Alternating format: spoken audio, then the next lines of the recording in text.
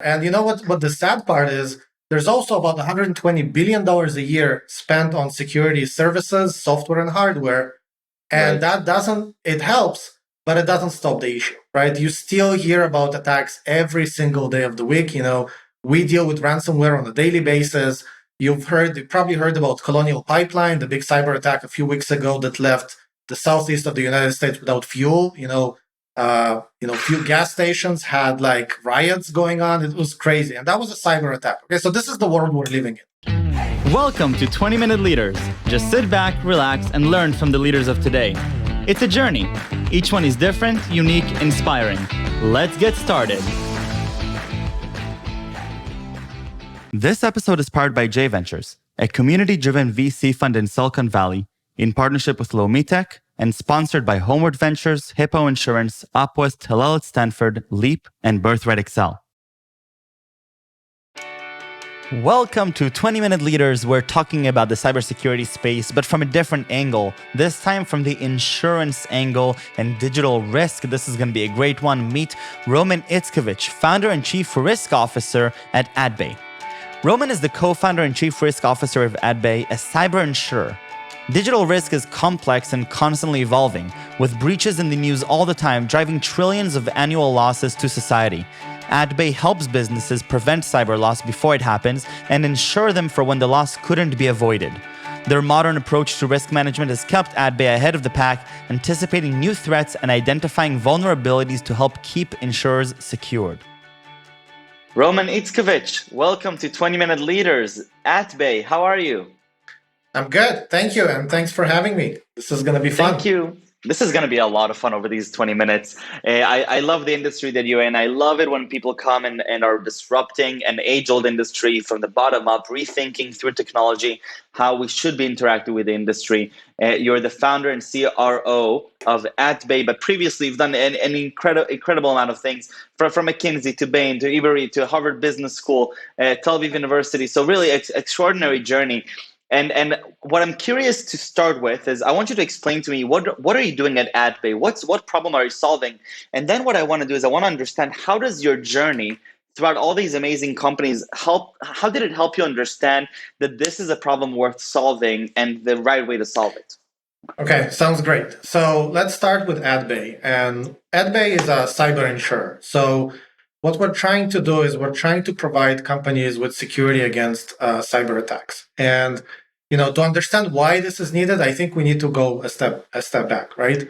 One of my highlights of my career at AtBay was telling Mark Andreessen from Andreessen Horowitz that cyber risk is eating the world because it's coming on the back of software eating the world.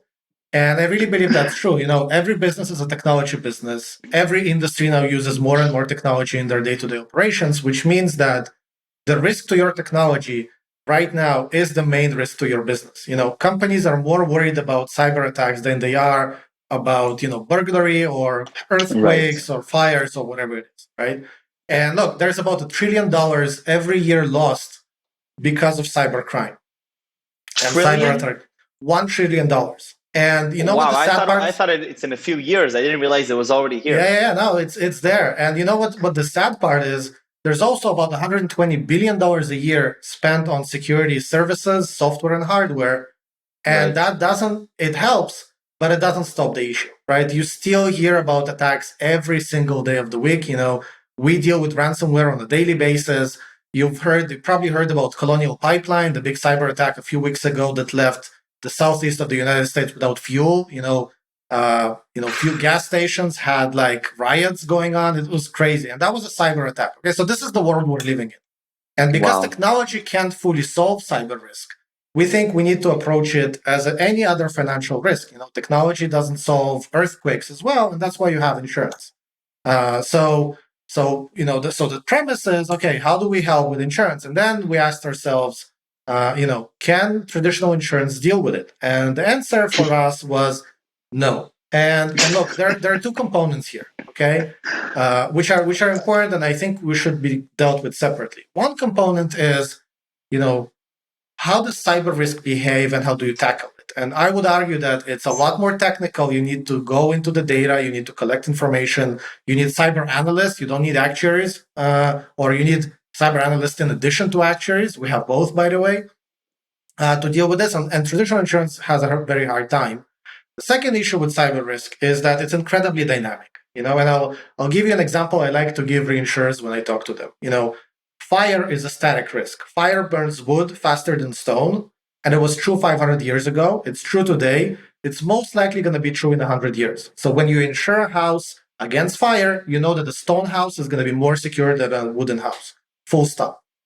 We don't have this privilege with cyber. When we underwrite a company and we look at their technology stack today, it might look great, but tomorrow there might be a new attack, a new threat, or they might change their technology stack because suddenly they need to move to the cloud, or they need to start working remotely, like many companies needed to do during COVID. And it becomes a very bad risk. The company is at risk, right? Your traditional insurance model, when you meet your client once a year for renewal or twice a year if they had a claim, is just not good enough. This risk is way too dynamic. So if you really want to help companies, you need to be able to be very responsive on top of it and help them not only with coverage when they have an event, but also try to help them understand when they're susceptible to an attack and how to deal with it. And I'll give you another example from traditional insurance. Let's take hurricanes, for example. Okay. So we know a hurricane is coming a few days ahead of the hurricane hitting, right? And we also know the path more or less. So if I were a property insurer, imagine how cool it would be if I could tell everyone in a certain zip code on the path of a hurricane, you know what, guys? Move your houses from Florida to Texas for just 3 days, and 3 days, go back and everything's going to be fine and you're not at risk anymore. That's science fiction in traditional insurance. That's exactly what we do with cyber, because many times the vulnerabilities are things that if you know where to look and what to do are pretty easy to overcome. So this is where cyber is. Okay. And the other part is the infrastructure. So, in order to be as dynamic and responsive, you need to use technology. You can't be manually processing data if you want to adjust to what the attackers are doing. And just to give you an example, we aim for a insight to implementation cycle of 2 weeks. So from knowing there's a new attack and until our portfolio is safe, and all our underwriting and pricing models are updated as a 2-week cycle for us. That's our aim. In traditional insurance, that's 18 months. Okay. You can, and the problem with traditional insurance is they have a lot of legacy software, which means that if you want to shorten those 18 months to 10 months, you need to spend hundreds of millions of dollars and innumerable years. And even then you'll find yourself with new legacy systems. So I think that's kind of the second part of what we're doing that is really cool. And that is, because the risk is so dynamic, you now need a new infrastructure to be able to deal with it. And that's like super cool. And that's where, that's the part of our business that is similar to other insurtechs that you probably know that invest in technology and user flows and data to be able to be responsive to their customers. So does that mean that AtBay has to be a cyber expert in its own entity, right? To be able to both identify the vulnerability, not just reading about it and understanding it, but then also trying to really piece together how is our portfolio going to be affected by this?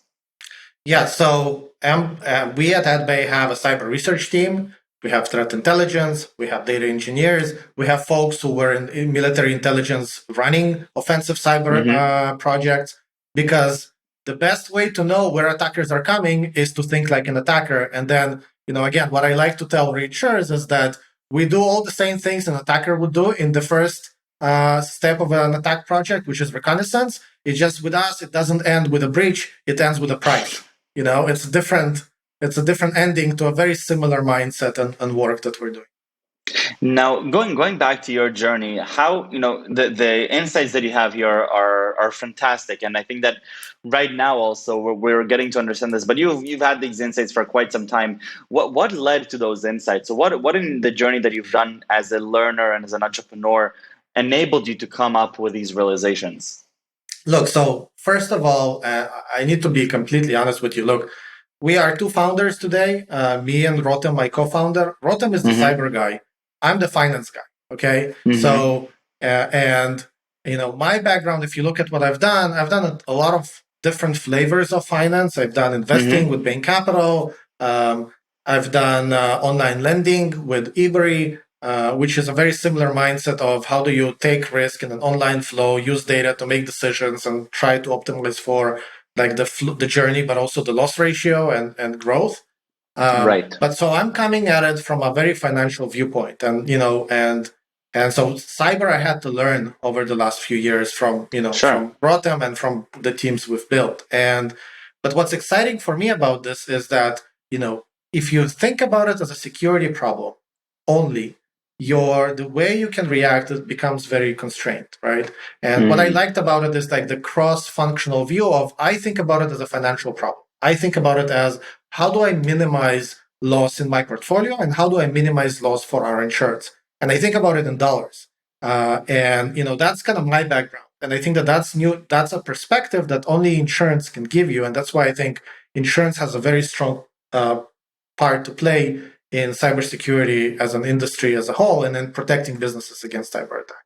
So my learning, if you will, I started when and just to be completely open with you, when we started, I knew my co-founder Rotem from way back before we started this, and at some point we said, okay, we should do something together. I was doing lending, he was doing incident response work for like he built incident response teams on the cyber side, and then he had an insight that insurance is the way to solve this, but insurance companies, he tried to work with the AIG to help them figure this stuff out, and it just didn't work. And we were like, well, I'm a fintech guy, he's a cyber guy. What do you do together? Well, you do cyber insurance because that's like exactly the middle ground. So that's kind of how this company started. Amazing. And look, but I think that the core thesis hasn't changed. And the core thesis is that, software is becoming more and more important for business operations across the board. And the risks to software are also becoming more and more important on the back of it. So you kind of need to manage that tension. And that's what AtBay is about. So what have you learned, while running AtBay, from the way that other businesses are understanding the cyber risks and are willing to even pay a premium to get a coverage on this? Because this is something that is really non-trivial. It's something that pretty much people didn't even think of 20 years ago. Yeah, look, I mean, so when we started, cyber insurance had very low penetration, so not a lot of companies bought it, and typically only the companies who are most aware, like healthcare providers, finance, banks, that kind of stuff. And now everyone understands, and the thing that is amazing is that how short term the thinking is in the market, where as a company, like 3 years ago, it was hard to convince folks to buy cyber insurance because they were like, well, yeah, we've heard about the Target breach or the Anthem breach and all the Gata news, but those are very large companies. No one is going after us, mid-market on small companies. Like, who cares about John, the manufacturing of widget from Michigan? But attackers care, and once you see more activity, folks are suddenly a lot more sensitive to cyber. The other thing I would want to say that that I've developed over the last few years is a deep empathy for those businesses. Look, cyber is not their core capability. They don't know what it is, just like they don't know how to write code to use email or Office. Like, they don't care. And if you don't know how to code your Word, to create Word, you can still use Word, and there's no like catastrophic risk to your business directly from that. But if you don't understand cyber and you're not aware of that, your business could end. You can end up in bankruptcy because of one attack. That's something that I don't know that any other financial risk to businesses has as much impact these days. So I think that 100%. Now, how does this impact your go-to-market? Because I'm trying to imagine, the first few phone calls to businesses that don't necessarily think that they'll be susceptible to attacks because they may not be, they haven't seen other attacks. So how do you position yourself as a chief revenue officer, thinking through a go-to-market strategy on this? So I'll make small correction. I'm the chief risk officer. Chief risk officer. Sorry about that. So yes. my day to day is actually figuring out how do we keep folks safe and us profitable. But I can talk to go to market. And on the go to market side, so commercial insurance in the U.S. is by and large sold through brokers, and I think that that's here to stay. And the reason I say that is because once you clear the very small end of the market, like the micro SMB end of the market, larger companies don't understand, like it's a very technical buy. You need to understand the insurance, right? So you kind of almost need a lawyer to help you understand what's covered, what's not, and why. Right. Especially in cyber, where the coverages change a lot and there's a lot of new stuff going on and there's a lot of gotcha type of policies out there. And the risk itself is very technical. So even answering the question of how much limits do I need to buy, like what is a big event for me as a business, is a big question that a lot of businesses have no idea. So we think that brokers is the right path for this type of coverage. It is more sophisticated than your standard coverages. And our issue has been over the last year or so, not how do you find businesses and convince them, or find brokers and convince them to work with you. Our issue has been to actually keeping up with the demand we have that is coming from the market. Because now people are really realizing that going bare, that's the insurance lingo for without coverage, is really scary, especially on cyber. So we have the opposite problem. It's like, how do we make sure that we underwrite businesses well? How do we make sure that we have enough resources to make sure that our portfolio is safe, even keeping up with our growth, which has been super fast because of this. Wow. And so what's the next layer? Where are we headed either as a society or an ecosystem when it comes to businesses dealing with potential cyber attacks? That's a very good question. Look, here's how I think about it. Let's say you are a pizza shop in New York, and suddenly, a Chinese tank shows up on the street and aims their gun at you, right? You would not be expected to protect your business as the business owner from that. Yeah, right. You have the U.S. military, you have the Coast Guard, you have the New York Police Department. All those people's job is to protect you from that harm, right? But when it comes to cyber attack, you might have international, like nation states, going after you, a small business in the middle of the US, and you're expected to protect yourself. Not only are you expected to protect yourself, the government will fine you if you don't do a good job, and they get access to customers. And I think that that's deeply unfair. Okay, and not only do I think it's deeply unfair, I also think that insurance playing the only protection role in there is also unfair. And I don't think that that's a sustainable position. I think that I would expect governments to start protecting businesses that are operating within the country against those international attacks. So I think that the discussion, or whatever I've read about the discussion between Biden and Putin about cyber attacks, was on point, and I think that will escalate. And I think that over time, governments will take a deeper and deeper role in this. And I do want to say that going back to the Colonial Pipeline attack, one of the things that are most amazing about that attack is that Colonial Pipeline had a ransomware attack. They stopped operations. They couldn't supply gas to a bunch of the US. And then they paid ransom, about $4 million in Bitcoin, to get their systems back. And then a few days later, I've read that the FBI, I think, went and clawed back most of that ransom money from the Bitcoin wallets of the attackers. And that's a first. But that's also how governments typically deal with organized crime. They go after the funds, because if you make the business very unprofitable, you kind of close the incentive. And I think that that's a first. I would expect to see more of that. And I'm actually surprised that more of that haven't happened before that, because the Colonial Pipeline is by far not the biggest ransom ever paid, or the biggest impact on society that ransomware attacks had over the last couple of years. Well, I think we're in the beginning of a new age, and I think you're completely right. And I'm both interested and frightened to see what will happen. But it sounds like you're at the right place at the right time, and really thank you for taking the time to come and share your story and your insights with me. Now, Roman, I want you to take me back a little bit to your experience again, back to your childhood. What really fascinates you as a kid? And are you always fascinated with financials, even in middle school, let's say? As a kid, the thing I cared most about is science fiction books. And more specifically, the better science fiction writers are the ones, in my mind, who invent a new technology and then explain the impact of that on society. And I think that what we're seeing happening with cyber is a very similar thing. So that's I read a lot. That's all I did for many years. Amazing. And what inspires you today, either professionally or personally? I try not to be boring here, but Our team at AtBay, we have an amazing team, and one of their main challenges is those are people who come from very different disciplines and try to marry kind of traditional insurance world with cybersecurity and data.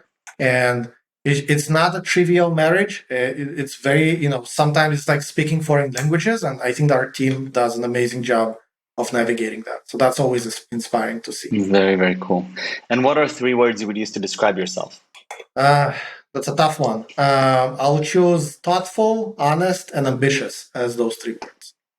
Thoughtful, honest, and ambitious. Roman, thank you very, very much. This was wonderful. Toda rabba. This was so much fun and enjoyable and insightful and frightening all at the same time. So I really wish you best of luck with AtBay, and stay safe and stay healthy. Thanks, Michael. Have a good one. Thank you.